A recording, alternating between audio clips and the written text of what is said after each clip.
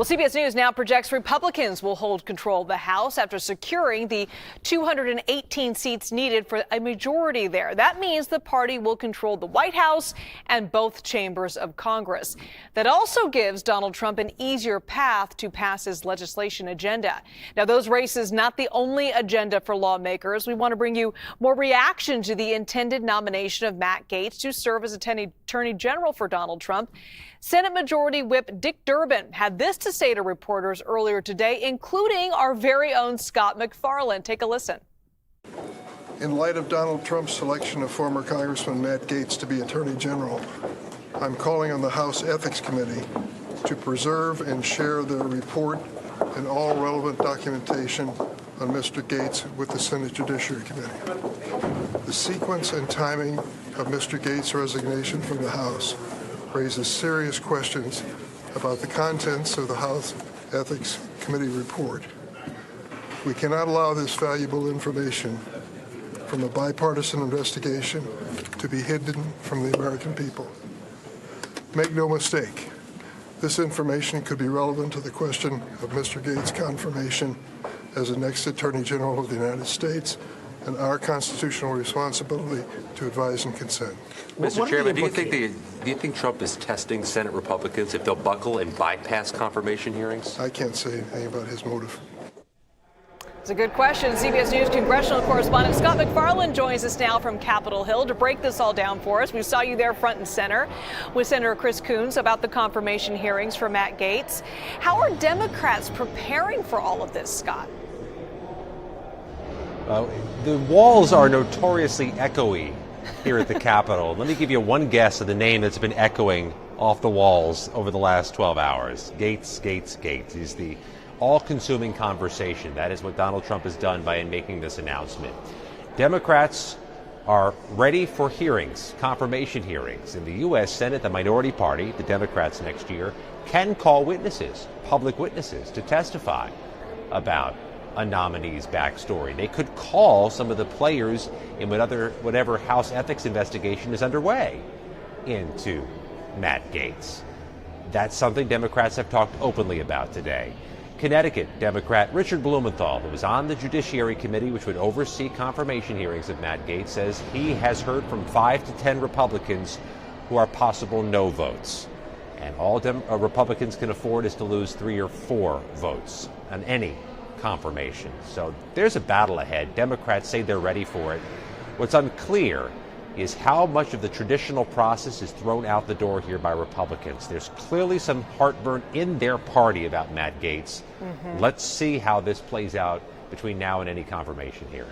And Scott, it's important to note that these intended nominations leave some open seats in the House. We just mentioned how slim of a majority Republicans have there. Does this affect the balance of power ahead of Trump's inauguration?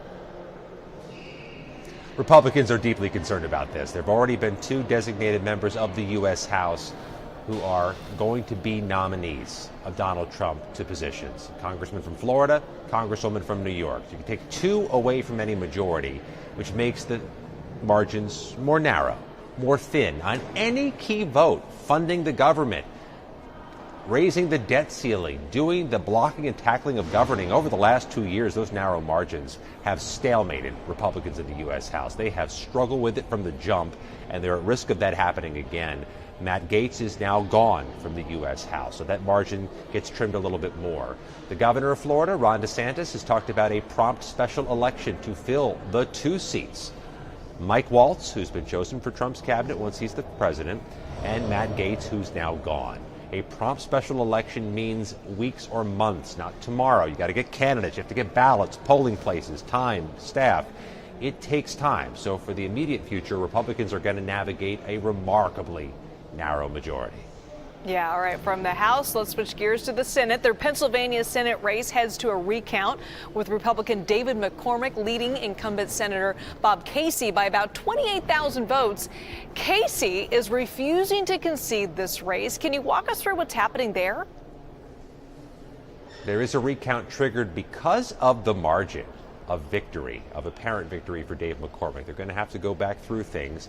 There were some very late arriving or late processed ballots in Philadelphia that could benefit the Democrat in this race, Bob Casey.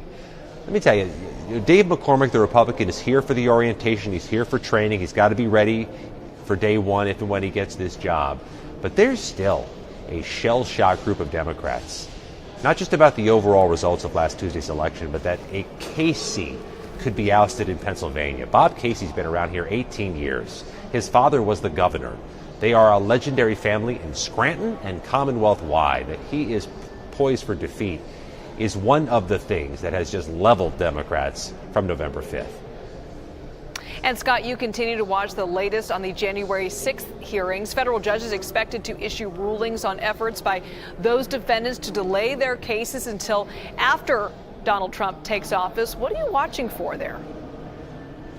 There are still hundreds of open Capitol riot cases, people who've just been arrested, who will soon be arrested, or those who yet to go to sentencing or go to trial. Many of them have asked to delay their proceedings until after January 20th, citing the promise of pardons by Donald Trump for January 6 defendants. So far, and I emphasize so far, Washington, D.C. judges have said no, that's all speculative. You don't get your case delayed based on a political promise. We'll see how long that lasts, but some of this is going to be irrelevant soon because we're getting closer to January 20th, and then there will be a decision made by whoever is the Attorney General whether to continue proceeding with these open January 6 cases or let them all drop. A lot of things up in the air still. Scott MacFarlane from Capitol Hill, thank you so much.